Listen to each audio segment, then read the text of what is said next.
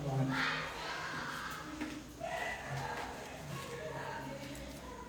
Mestre Jesus, pedimos a sua presença aqui nesse momento, que nos ajude, Senhor, a assimilar esse estudo, a introjetar tudo o que aqui for falado. Abençoe a palestrante da noite, intua, para que ela consiga transmitir tudo o que pensou e planejou. Agradecemos a espiritualidade, agradecemos o amparo, o cuidado. Pedimos que esteja conosco em todos os dias, durante a nossa semana. E assim pedimos a sua autorização para iniciar. Que assim seja.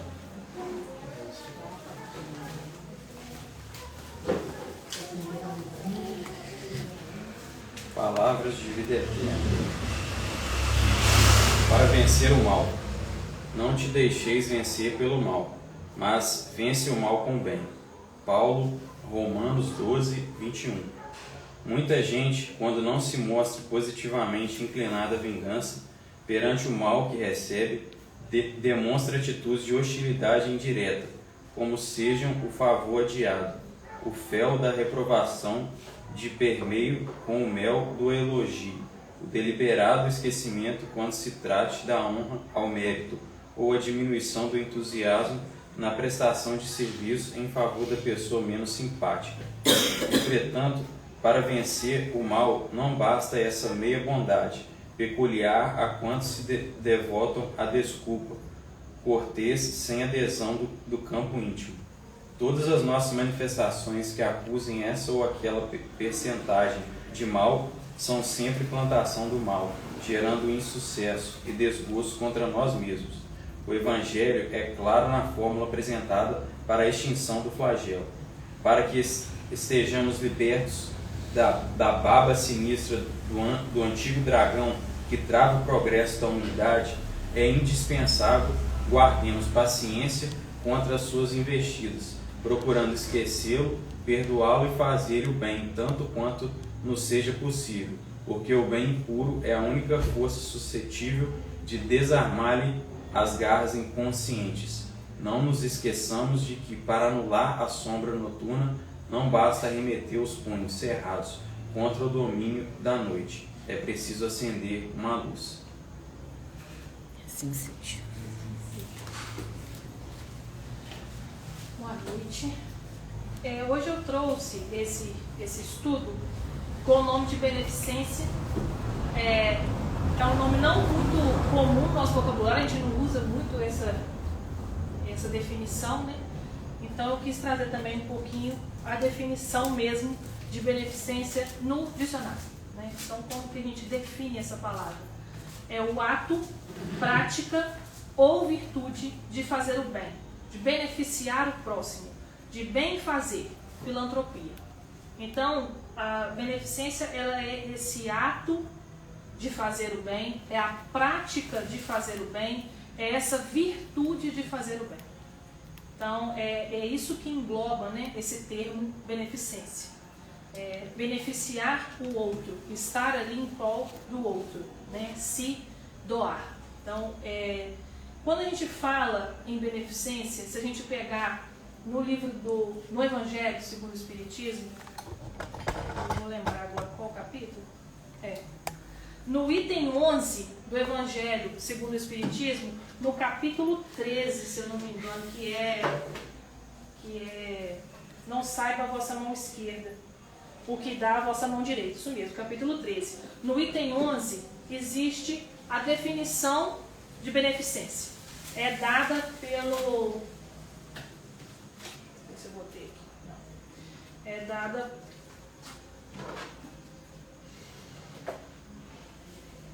Adolfo, bispo de Argel. Ele que inicia esse item, né, que se chama a beneficência. A beneficência, meus amigos, dar-vos-á neste mundo os mais puros e suaves deleites, as alegrias do coração que nem o remorso nem a indiferença perturbam. Então, quando a gente vem pensando assim, meu Deus, o que eu posso fazer para sair das perturbações, né? Às vezes eu tenho aquela perturbação de remorso. O que é o remorso? Eu remoer situações antigas, né? Então às vezes eu tenho essa perturbação de, por que isso aconteceu comigo? Por que fulano fez isso? Por que isso não deu certo? São remorsos. Né? E às vezes eu tenho a perturbação da indiferença. Né? Quando alguém é indiferente a mim, ou quando eu sou indiferente a alguma situação. E aí o mundo hoje, o que a gente mais tem é perturbação por remorsos ou indiferenças.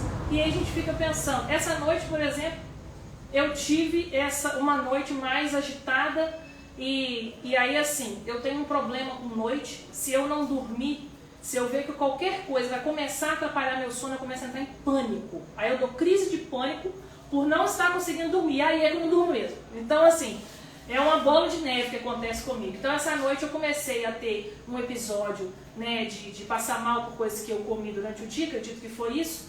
E aquilo ali já começou a me agitar. Eu falei, meu Deus, não vou dormir. Aí, no meio daquela agitação, eu fiquei assim, Senhor, o que eu posso fazer para eu sair desse tormento, esse pânico que eu crio, né, na minha cabeça? E aí ele vem no item 11 falar que a beneficência, ou seja, doar-se ao outro, o ato de praticar o bem, a prática do bem, a virtude de fazer o bem, ela vai dar para nós o mais puro e suave deleite. Alegria ao coração, que nada vai poder tirar. Né? Então, assim, é muito claro, os Espíritos deixam muito claro para a gente. Joana de Anjos fala muito sobre isso. Ela fala que o bem que eu pratico é meu advogado no céu. Né? Então, todo o bem que eu faço é Ele que vai advogar a meu favor, é Ele que vai me defender. Qualquer coisa que eu precisar, qualquer proteção que eu pedir, né, que eu precisar ter, é a prática do bem que me gera essa proteção. Então eles já deixam muito nítido isso, né? Aí ele fala, se pudesseis compreender tudo o que de grande e agradável encerra a generosidade das almas belas, sentimento que faz, olhe a criatura as outras como a si mesma, e se dispa jubilosa para vestir o seu irmão. Pudesseis, meus amigos, ter por única ocupação tornar felizes os outros. Então ele vem fazer essa definição, que se a gente soubesse, né, quão agradável é nos despir para cobrir o outro, quão agradável é estar ali para o próximo, né, se a gente soubesse o quanto a gente estaria adquirindo de mérito na verdadeira vida que é do plano espiritual, né, que essa aqui é só uma escola, essa é passageira. A verdadeira vida é a vida espiritual. Se a gente soubesse o mérito que a gente absorve em fazer o bem ao próximo, né, a gente passaria a nossa vida, seria a nossa única ocupação, tornar os outros felizes, né, como ele fala aqui. E aí, quando eu falo em beneficência, quando eu penso em dedicar a vida a tornar o outro feliz, a primeira pessoa que me vem, porque eu tenho um apreço, um carinho muito grande, não entendo ainda porquê, mas eu tenho um carinho mesmo por São Vicente de Paulo. Então eu quis trazer ele como exemplo, né, dessa beneficência. Inclusive, São Vicente de Paulo, ele traz para nós no item 12 desse mesmo capítulo, né, no capítulo 13, o item 12, que continua esse título, a beneficência, o item 12 é de São Vicente de Paulo. Então esse título, a beneficência, ele vai do 11 ao 16, né, do item 11 ao 16 no Evangelho, e o primeiro, que é esse que eu li agora, é Adolfo, bispo de Argel, o segundo, que é o capítulo 12, é de Vicente de Paulo, o capítulo 13 é de Cárita, o 14 é de um espírito protetor, e o 15 é João. Então ele vai, no item 12, São Vicente de Paulo vai falar para a gente como ele entende a beneficência, né? Só que antes da gente entender, falar sobre isso, eu queria que a gente entendesse um pouquinho quem foi São Vicente de Paulo. Eu pus o texto todo aqui porque eu vou correndo o olho e lembrando que eu preciso falar, mas eu não vou ler isso tudo não, é só porque isso me ajuda a lembrar, né? Trazer na memória porque são muitas informações. Então São Vicente de Paulo, ele nasceu numa aldeia pequenininha no sul da França, 1581. E a família dele era família de camponeses, né? Ele tinha rebanho de vaca, ovelha e tudo, e ele sempre chamou muita atenção dos pais, porque ele gostava muito de contemplar a natureza, era um menino muito calmo, obediente, e aí isso fez com que a mãe e o pai achassem que ele tinha vocação ao sacerdócio. E de fato teve mesmo, então ele foi para estudar muito cedo no colégio, né, para a formação de padres, e lá ele precisava trabalhar para sustentar esses estudos, que esses estudos não eram totalmente gratuitos, né, então ele desde muito novo trabalhou, e sempre que ele trabalhava era ensinando. Então ele não foi professor, mas todos os trabalhos que ele fez foi ensinando. Então ele ensinava filhos de pessoas, né, de dinheiro, na cidade lá, que precisavam passar nas provas desse curso de seminarista, ele ajudava. Quando ele se formou, no caso, quando você forma para o sacerdócio, você forma em teologia, ele se formou em teologia, queria continuar os estudos, ele continuou fazendo a mesma coisa, dando aulas particulares. E aí ele formou, né? No ano de 1610, a rainha Margarida, que é a ex-esposa de Henrique IV, ela chama São Vicente para ser um de seus esmoleres, nem sei se é assim que pronuncia, esmoleres, não sei, mas era um cargo que a rainha contratava pessoas, sacerdotes, para poder dar a esmola dela na rua, para ela não ter que ter contato com o povo. Então, para ela não ter que ir lá na rua lidar com aquele que está precisando de socorro, de esmola, ela contratava os esmoleres. E ali foi o primeiro contato dele com esse povo mais simples, morador, né, das ruas, camponeses, pessoas doentes. E ele sempre foi muito afetuoso, ele sempre gostou demais. E ali ele percebeu que era o que ele precisava fazer, né, da vida. Ele se dedicava mesmo. Ele sempre viveu no meio dos ricos, mas sempre assim. Ele foi criar família simples, vivia no meio dos ricos porque estudou com eles, mas, né, pagou pelos estudos trabalhando, dando aulas. Depois ele foi chamado pela rainha para ser um dos seus esmolas. Então ele vivia ali em alguma parte do castelo onde ela deixava dedicado aos sacerdotes para isso, né? Só que aí ele pediu, foi designado a ele uma paróquia numa localidade pequenininha, e ele foi para essa paróquia e lá ele se deparou com uma colônia, né, muito pobre, precisava muito de atenção, de carinho, desse acolhimento, e ali foi o primeiro contato dele, assim, com se dedicar mesmo totalmente a isso. Ele já não era mais funcionário da rainha, né? Ele começou a ser o pároco daquela localidade. E aí, como ele sempre pregava falando sobre a importância de ajudar o outro, ele viu que com a pregação dele, ele movimentou na cabeça das pessoas esse sentimento de querer ajudar. Isso é uma coisa nova. Não tem muitos registros antes de São Vicente de associações dedicadas à caridade.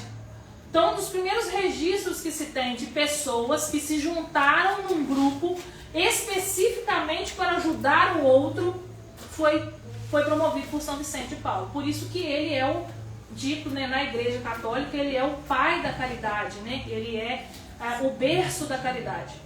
Então ele tem essa expressão maior de São Vicente. Inclusive existe o grupo dos vicentinos, aqui em Genópolis tem pela Igreja Católica, né?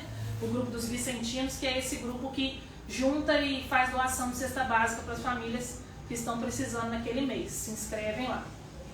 E aí ele meio que criou isso, né? Essa associação foi criada em 20 de agosto de 1617, por iniciativa dele. A associação era só de mulheres. Geralmente as mulheres são tocadas primeiro, né? As mulheres, elas são um pouco mais moles, mais sentimentais. Então, o primeiro contato que ele teve foi de uma associação de mulheres. E essas mulheres, elas cuidavam, elas visitavam os enfermos e prestavam serviços a enfermos, pessoas doentes. Depois, graças a Deus, foi contaminando mais pessoas daquela cidadezinha e ele fundou uma associação de homens. Aí esses homens já eram dedicados a visitar os velhos, os órfãos, as viúvas e os prisioneiros. Então ele tinha também essa associação que cuidava dos prisioneiros. Ele sempre teve muito esse contato. Ele dedicou a vida dele, né, a formar esses grupos para que outras pessoas pudessem ajudar. Ele era um homem de muita visão, ele olhava sempre à frente do tempo dele. E aí ele entendeu, desde aquela época, que não adiantava só eles se juntarem para ir lá e dar o que a pessoa estava precisando, porque aquilo ia saciar, ia resolver a situação dela temporariamente, e depois, todo mês, ela ia precisar de novo ir ali recorrer a eles. Então ele percebeu que se ele ensinasse aquele povo a plantar, se ele ensinasse a cultivar alimentos, né, as técnicas agrícolas, eles iam poder gerar o próprio alimento. E aí ia depender menos da doação de outras pessoas que tivessem uma situação melhor. E aí ele também é um dos primeiros organizadores de cooperativas agrícolas que se tem registro. Então ele criou cooperativas agrícolas onde as pessoas ensinavam outras a plantar, para poder elas gerarem o próprio alimento e assim não precisar ficar tão dependente. Depois disso ele foi convidado a trabalhar junto a condenados nas prisões. Então ele saiu dessa paróquia, foi para outro lugar e ele foi designado, né, para cuidar dos criminosos, mas eram criminosos que ficavam num lugar de extrema precariedade. Eles eram praticamente assim, como ele descreve, né, ele fala que eles eram pessoas que já estavam mortas vivendo. O corpo deles era apodrecido. Eram pessoas assim que estavam aprisionadas, mas em total precariedade. O pão era preto de mofo, a água era meio suja, turva de sujeira. Então ele falou que não tinha como ele falar de um plano espiritual melhor, de um céu, de um Deus bom e justo para pessoas naquela situação. Então quando ele foi para lá, a primeira coisa que ele fez foi organizar essa parte ele movimentou toda a cidade para poder ajudar aqueles homens a terem uma comida mais digna, uma água melhor, e aí conseguindo, né, limpar as feridas deles, fazer com que eles não adoecessem tanto, fossem ficando um pouco mais fortes. Aí ele começou a falar do reino de Deus para eles. Então olha a forma de pensar desse homem. Ele era um padre, né, um sacerdote. Então qual que é a obrigação de um sacerdote? Pregar a palavra de Deus. Mas como que você prega a palavra de Deus, fala em nome de um Deus justo, um Deus bom, de um céu, com pessoas que estão comendo pão mofado, com a carne do corpo podre e tomando água turva? Tem como você chegar para uma situação dessa e falar, olha, Deus é muito bom, hein? Não tem condição de você fazer isso. Então, ele entende que antes dele fazer esse papel do pároco que prega a palavra de Deus, ele precisa estar ali trazendo um pouco de dignidade para aquelas pessoas. E eu acho que às vezes a gente faz um pouco ou muito, ou só isso na vida. A gente fala muito do como Deus é bom, do como Deus é justo, de como as coisas estão certas como estão mesmo. Mas quem tem fome não consegue entender você falando isso. Quem tem frio, quem está com uma criança chorando e não tem um pedaço de pão, um leite para dar, ela não consegue assimilar o seu Deus bom e justo. Esses dias eu fui num velório da avó de uma amiga minha e assim, foi uma morte repentina para a família, mas a gente sabe que existe um propósito. Sim. Só que essa minha amiga, ela tem muita dificuldade de lidar com isso. Aí eu vivenciei essa situação, porque eu falei assim, não posso chegar lá falando pra ela que tava tudo programado, que aconteceu. Eu falei assim, eu preciso chegar pra lá dando um suporte, dando meu abraço, falando com ela que eu tô aqui, né, porque ela precisar, que vou pedir por ela pra que ela consiga passar, mas que ela precisa viver o luto, mas porque não é fácil. A gente fica tentando calcular o que falar, porque tem a aceitação, mas ao mesmo tempo a gente não pode chegar ali falando isso, né? E eu que vivi uma situação de um luto repentino e precoce, aliás eu vivi alguns, né, mas com meu pai, por exemplo, que é um choque, o Aguinaldo também foi um choque. Então assim, eu acho que uma das piores frases que uma pessoa pode dizer é Deus quis. Gente, você chegar com uma pessoa que perdeu um filho de 27 anos e falar, Deus quis. Nossa, dá vontade de falar assim, mas que Deus é esse? Pelo amor de Deus, como assim Deus quis, né? E a gente, de fato, a gente sabe que todas as coisas têm um propósito. A gente sabe que, de fato, Deus está em todas as questões da vida. Mas é duro falar isso nessas situações. Então a gente tem que saber o que a pessoa precisa naquele momento. Igual ela falou, ela precisava de suporte. Ela precisava eu estou aqui para você, né? Igual o outro, precisava de pão e de uma água digna. Agora ele não precisava de sermão, né? Depois a gente faz isso. São Vicente, né? Ele ama Por isso ele mostra-se incansável na descoberta das misérias humanas de ordem material e espiritual, estendendo socorro pessoalmente ou enviando as damas da caridade a hospitais, prisões, asilos, escolas e as ruas. Era assim que chamava o grupo dele, Damas de Caridade. Vicente é mestre na arte de conquistar os corações. Ele consegue apoio de muitos nobres ricos para atender aos seus pobres. Então ele fez esse link também, porque também tem essa questão. A gente às vezes fala assim, mas eu não tenho situação, não tenho dinheiro para fazer isso, mas você pode ser um canal. Talvez você tenha amigos que possam ser um meio financeiro de ajudar pessoas que estão necessitadas, mas esses amigos que têm o valor financeiro não entendem esse projeto ainda, ou não têm essa expertise, não tem esse manejo com uma pessoa mais pobre. E aí você às vezes você tem uma boa ideia para ajudar aquelas pessoas. Às vezes você tem um bom projeto na sua mente e te falta a parte financeira. Por que não faz o link com as duas questões? Né? Então às vezes a gente pode ser promover essa forma de, também uma forma de caridade, até para com o irmão que tem dinheiro. Porque você chegar para uma pessoa que tem um valor financeiro e dar a ela uma oportunidade de ajudar com o valor financeiro que ela tem, você também está sendo caridoso com ela. Você está proporcionando a ela uma oportunidade de ajudar. E se talvez você não tivesse montado aquele projeto, ela não usaria o dinheiro dela para isso. Então é você ser caridoso nesse nível de abranger, né, todas as possibilidades. Fora isso que nós falamos de caridade material, né? Fora toda a caridade moral que São Vicente de Paulo também tinha, em saber lidar com o grau de entendimento do prisioneiro, o grau de entendimento da rainha, o grau de entendimento da pessoa rica, o grau de entendimento das mulheres que estavam querendo fundar aquela associação.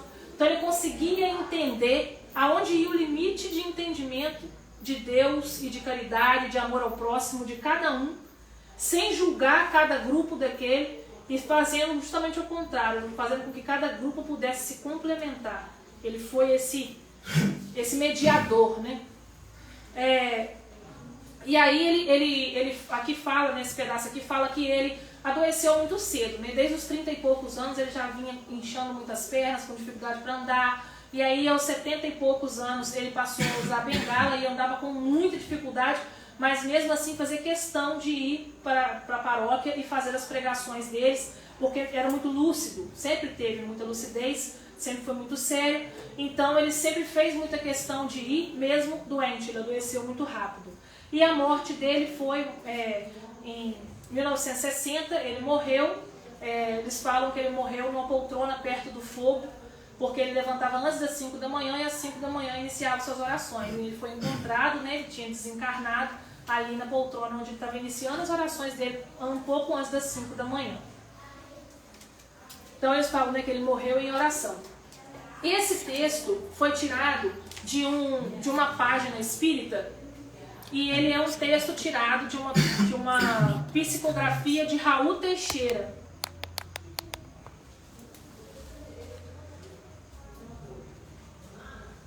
O espírito Francisco de Paula Vitor, pela psicografia de Raul Teixeira, escreveu: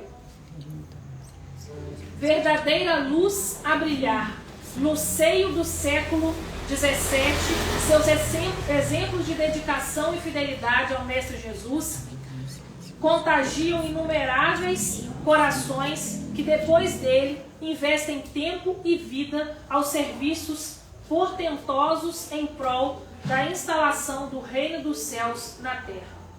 Então, pela psicografia de Raul Teixeira, esse espírito, né, Francisco de Paula Vitor, fala o que foi, né, quem é São Vicente de Paulo no plano espiritual hoje, né? Ele é muito respeitado, inclusive ele está, né, ele faz parte de 3 livros do Pentateuco da Codificação Espírita, e ele é um espírito de grande hierarquia.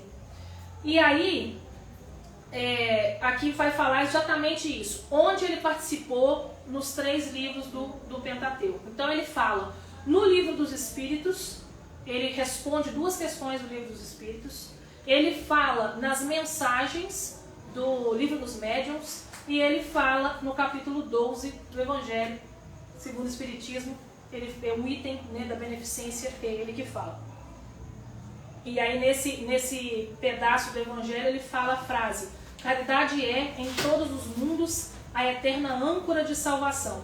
É a mais pura emanação do próprio Criador. E aí eu queria trazer para a gente as participações de São Vicente no Pentateuco.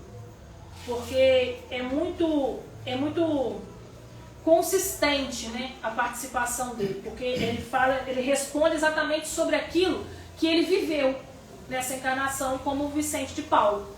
Então ele vem para responder com propriedade, né? Ele responde a pergunta 888, que é: que pensar da esmola? Essa é a pergunta que Kardec fez. Então, o que a gente deve pensar da esmola? E aí ele vem explicar. O homem reduzido a pedir esmola se degrada moral e fisicamente. Ele se embrutece. Numa sociedade baseada sobre a lei de Deus e a justiça, deve-se promover a vida do fraco sem humilhação para ele. Ela deve assegurar a existência daquele que não pode trabalhar, sem deixar sua vida à mercê do acaso e da boa vontade. Então, do jeito que ele fala aqui, parece que ele está repudiando a esmola. Na verdade, ele está dizendo aqui o seguinte: que a esmola, ela embrutece o homem, ele fica pequeno, ele fica restrito àquilo ali. Então a esmola, ela não ajuda que o outro cresça, né? Que você deve, na verdade, proporcionar ao outro possibilidade. Se você quer doar alguma coisa para alguém, doe algo material que ele precisa naquele instante, mas ele também fala, doe oportunidade, né? É isso que ele fala, crie oportunidade para que aquela pessoa cresça e saia da humilhação da esmola. Esse é o nosso maior papel. Mas aí é claro que com essa resposta Kardec faz a pergunta que ele denomina de 888A, né? Ele revida, ele fala assim: reprovais a esmola? Aí Kardec pergunta, porque diante do que ele respondeu parece que ele está reprovando, né? E aí ele fala: não é a esmola que é reprovável. Frequentemente é a maneira pela qual é feita. O homem de bem, que compreende a caridade segundo Jesus, se antecipa ao infeliz sem esperar que ele lhe estenda a mão. Então ele não está reprovando a esmola. Ele está reprovando a forma como na maioria das vezes a gente dá a esmola. Como na maioria das vezes a gente dá a esmola? Quando a pessoa pede. Ela está na rua e ela fala que está com fome e ela pede. Aí ou você acredita e sana a fome de alguém, ou você não acredita e fala: vai pegar esse dinheiro para tomar cachaça, não vou dar não.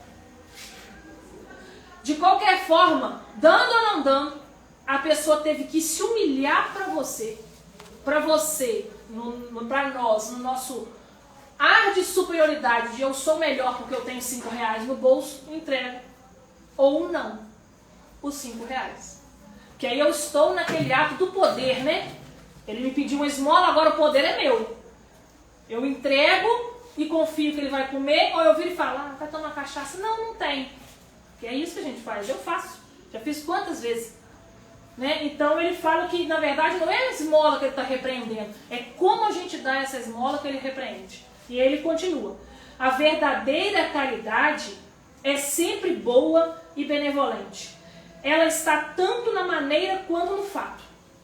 Um serviço feito com delicadeza duplica de valor. Se é feito com ostentação, a necessidade pode fazê-lo aceitar, mas o coração não é tocado por ele. Lembrai-vos também que a ostentação aos olhos de Deus tira o mérito do benefício. Disse Jesus que a vossa mão esquerda ignore o que dá a vossa mão direita. Ele vos ensina com isso a não deslustrar a caridade pelo orgulho. É preciso distinguir a esmola propriamente dita da beneficência. Os mais necessitados não é sempre aquele que pede. O receio de uma humilhação retém o verdadeiro pobre. E frequentemente ele sofre sem se lamentar.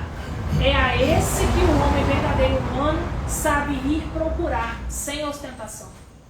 Então ele fala de novo.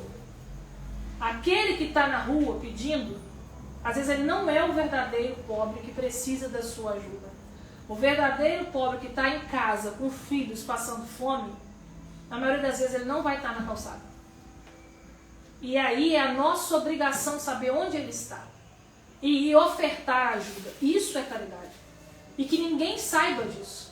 Porque não é da conta de ninguém, é a gente com Deus. É a gente com o amor ao próximo que Jesus nos ensinou. Entendeu? A esmola da rua é a que humilha. E aí ele fala que na maioria das vezes o que realmente precisa não está lá na rua pedindo.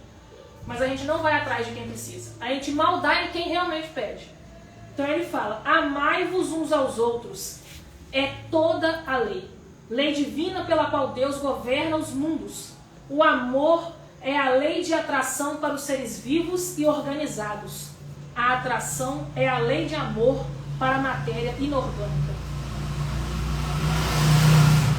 Não olvideis jamais que o Espírito, qualquer que seja seu grau de adiantamento, sua situação como reencarnação ou erraticidade, está sempre colocado entre o superior que o guia e o aperfeiçoa, e o inferior, diante do qual tem os mesmos deveres a cumprir.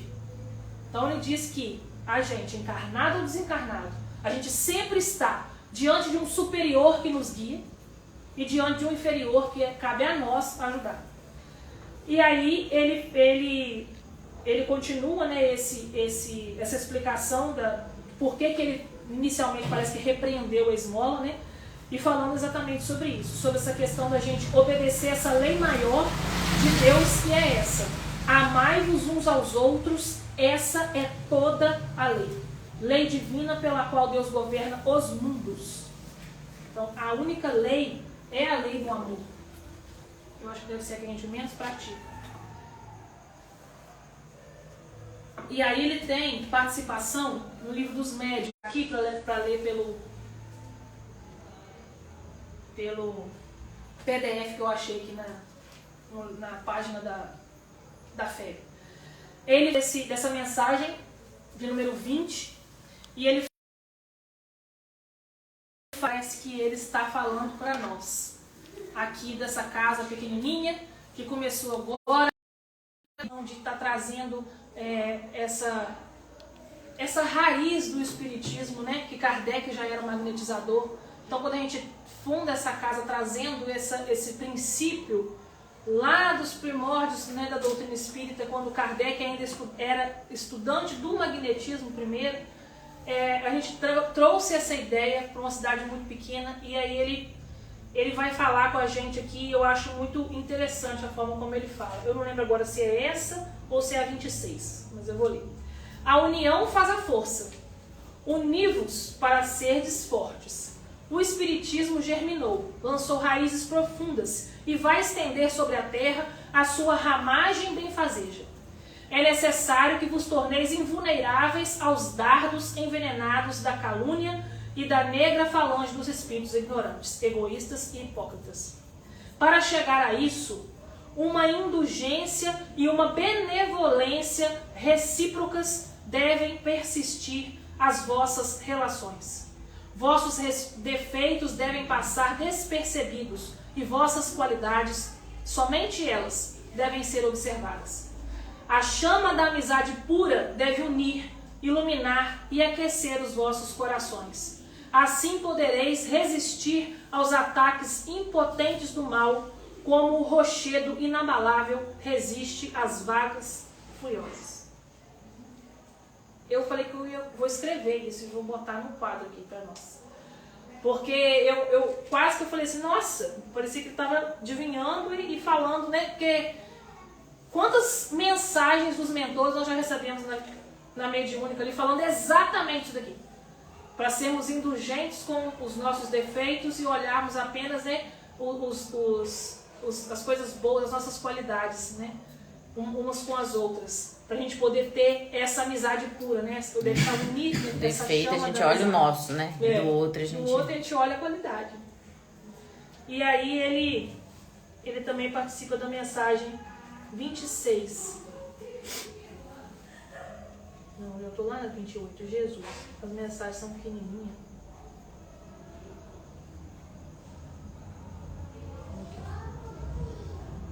Essa ele fala: o espiritismo deveria ser em si mesmo uma defesa contra o espírito de discórdia e dissensão. Mas esse espírito vem desde todos os tempos brandindo a sua tocha contra as criaturas, porque tem inveja da felicidade dos que buscam a paz e a união. Espíritas, ele pode penetrar nas vossas assembleias e não duvideis que pode semear nelas a inimizade, mas será impotente contra aqueles que forem animados pela verdadeira caridade. Lá na primeira mensagem ele dá uma instrução para a gente. Observa o seu defeito, esquece do outro. Observa a qualidade do outro, né? Ele dá uma instrução para a gente. E aí na 26 ele vem dar um alerta. O espiritismo deveria ser por si só uma defesa contra os espíritos malignos, contra a discórdia, contra a dissensão, mas não é bem assim que acontece. Aqueles espíritos que querem trazer a discórdia, que querem trazer a briga, que querem trazer a calúnia umas contra as outras, eles vão entrar no nosso meio. Eles vão tentar derrubar. E aí ele dá uma fórmula mágica. Mas será impotente contra aqueles que forem animados pela verdadeira caridade. Ah, como que eu vou fazer para se proteger essa casa dos ataques? Como que nós vamos fazer para nos protegermos individualmente dos ataques? Caridade.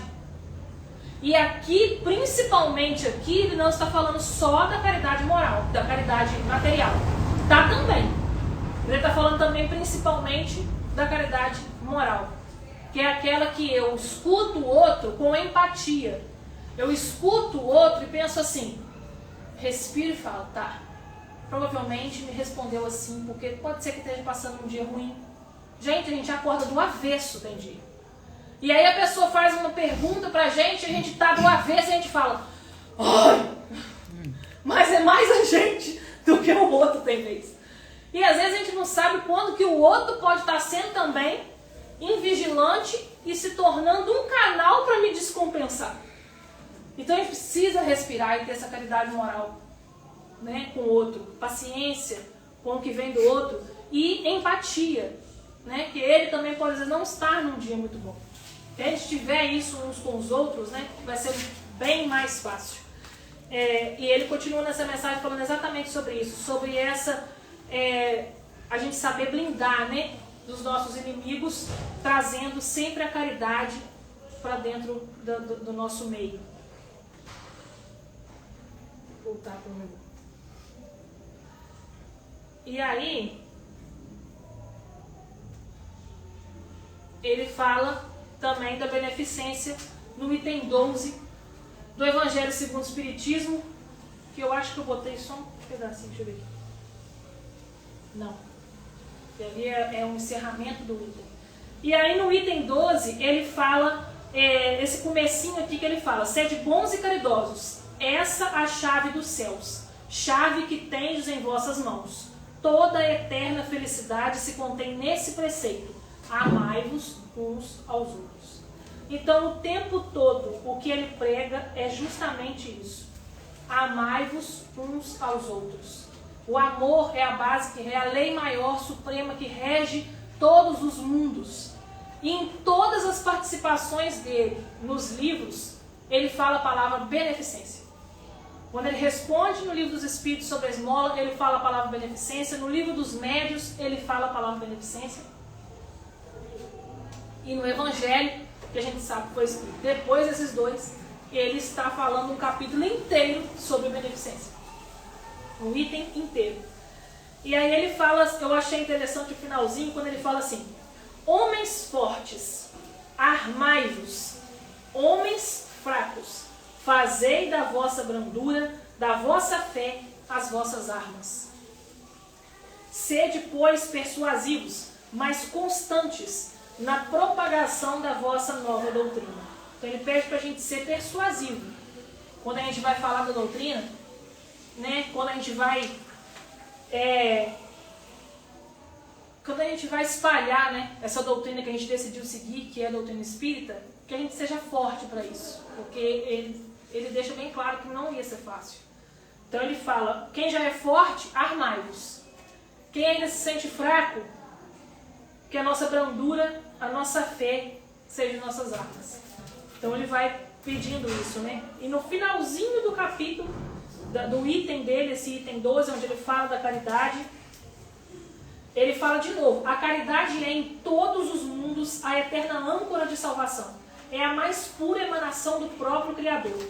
É a sua própria virtude, dada por ele para as criaturas. Como desprezar essa bondade suprema? Deus dá da sua própria virtude para cada uma de suas criaturas. Existe o germe latente de amar o próximo dentro de nós, porque existe Deus. E se nós somos parte de Deus, existe em nós a capacidade de amar uns aos outros e a gente não aflora isso, não trabalha isso, não busca isso, né? E aí no finalzinho ele fala, sedes unidos, amai-vos uns aos outros segundo os preceitos do Cristo. Que assim seja. São Vicente de Paulo, Paris, 1858. Ele vem falar, quase 200 anos depois da sua morte, sobre a beneficência. Esse aqui é o finalzinho desse capítulo inteiro da beneficência, que foi a parte que me fez querer falar sobre isso. Porque eu abri o Evangelho quando a Milena me falou assim, qual o tempo da sua palestra? Eu falei, Senhor, qual o tempo da minha palestra? Aí eu abri, aí caiu exatamente essa parte aqui, que cai inclusive direto para mim. Beneficência exclusiva. É acertada a beneficência quando praticada exclusivamente entre pessoas da mesma opinião, da mesma crença ou do mesmo partido? Então, depois ele explicar tudo sobre beneficência, do item 11 ao item 16, a definição de beneficência, eles vêm e falam depois da paciência, depois dos órfãos, aí ele vem e fala, beneficência exclusiva. E ele responde, não, porquanto precisamente o espírito de seita e de partido é que precisa ser abolido, visto que são irmãos todos os homens. O verdadeiro cristão vê somente irmãos em seus semelhantes e não procura saber, antes de socorrer o necessitado, qual é a sua crença, qual é a sua opinião, seja sobre o que for. Obedeceria o cristão, porventura, ao preceito de Jesus Cristo, segundo o qual devemos amar os nossos inimigos, se repelisse o desgraçado por professar uma crença diferente da sua? Socorra-o, portanto, sem lhe pedir contas à consciência. Pois, se um inimigo da religião, se for um inimigo da religião, esse será o meio de conseguir que ele a ame. Repelindo, faria que a odiasse. Então ele encerra o item beneficência falando sobre a gente abrir a nossa cabecinha, que beneficência com o próximo que a gente gosta, que é da mesma religião, que é da mesma partido, que é da mesma ideia e opinião, é muito fácil. E ainda assim é difícil, hein? Você imagina você expandir essa caridade e beneficência a quem não pensa como você, a quem não gosta do mesmo partido, time, ou sei lá o que você. Não tem o mesmo ídolo que você. Não tem a mesma ideologia de vida que você. Então a gente precisa entender. A beneficência, ela não pode ser fanática, né? Sim. Não pode ser condicionada. Ele botou beneficência exclusiva quando caberia esse título. Beneficência fanática. Nenhum extremo, né? Vale a pena. E aí, eu trouxe essa imagem para vocês verem e também para explicar um pouquinho do porquê que eu sou tão apaixonado por São Vicente. Eu tenho uma história muito forte com Nossa Senhora das Graças. Nossa Senhora das Graças esteve presente em várias situações da minha vida desde pequena. Meu primeiro emprego que eu consegui, quando eu peguei a chave da loja que eu fui trabalhar, o chaveiro era de Nossa Senhora das Graças. Eu sempre achava medalhinha na rua, perdida. Quando eu fui ver na minha gavetinha que eu juntava, eram todas de Nossa Senhora das Graças. Eu nunca tinha percebido isso. Então eu tenho histórias com Nossa Senhora das Graças muito grandes. Quando eu quase perdi minha primeira filha, a Maria, eu pedi a Nossa Senhora das Graças que se eu não perdesse aquele bebê, ela iria chamar Maria das Graças. E ela é uma menina de 18 anos com o nome de velho. Porque ela chama Maria das Graças. E todo mundo fala, que nome de velho? Fala, mas é Maria das Graças.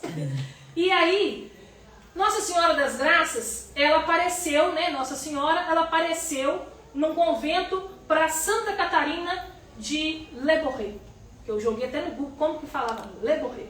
E aí, Santa Catarina de Le Bourget, esse convento em que ela estava, era um convento vicentino.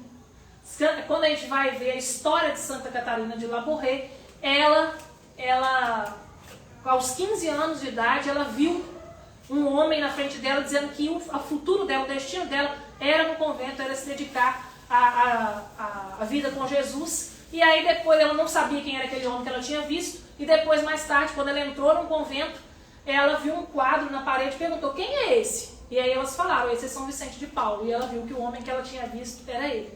Então ela se tornou irmã de caridade por causa de São Vicente, foi para uma casa vicentina sem saber, porque não existem coincidências, e lá que Nossa Senhora apareceu e tomou esse título de Nossa Senhora das Graças. Então São Vicente também tem ligação, de certa forma, com a história de Nossa Senhora das Graças. Acho que é por isso que eu gosto tanto dele também. Mas eu não sabia disso antes de gostar dele. Eu já gostava e aí eu descobri que eles têm ligação.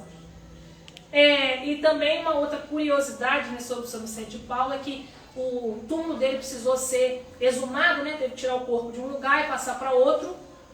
E quando for exumar o corpo dele, 47 anos depois da morte, o corpo dele estava intacto. Então ele é um dos santos católicos que o corpo não foi deteriorado, né? É ele, acho que Francisco de Assis não. É alguma santa que também é de Assis, que eu esqueci agora, tem alguns. Acho que inclusive Santa Catarina de Le Bourget também é. E São Vicente de Paulo é um desses santos que teve o corpo intacto. Tem aquele negócio. Agora fica no vidro, né? Para as pessoas verem. Mas eu digo da cabeça também, né? Ah, sim. Esse chapéu das freiras do convento vicentino é muito interessante, né? Ele é diferente mesmo. E aí quis trazer um pouquinho sobre essa questão da beneficência. E quando eu abri o Evangelho pedindo uma orientação da espiritualidade sobre o que eu falaria, eu não fazia ideia que São Vicente de Paulo tinha participação na parte do Evangelho que fala sobre beneficência. Caiu beneficência exclusiva e eu fui jogar a beneficência no Google e eu vi lá que São Vicente de Paulo participava. Eu falei, então é sobre ele mesmo que eu precisava falar. Aí eu quis trazer um pouquinho sobre ele.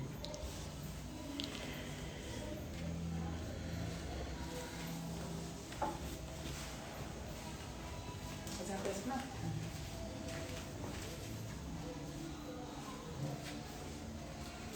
Nesse momento, nós queremos agradecer a Manu pelo estudo, agradecer a São Vicente de Paulo por todos os ensinamentos deixados, pelo exemplo.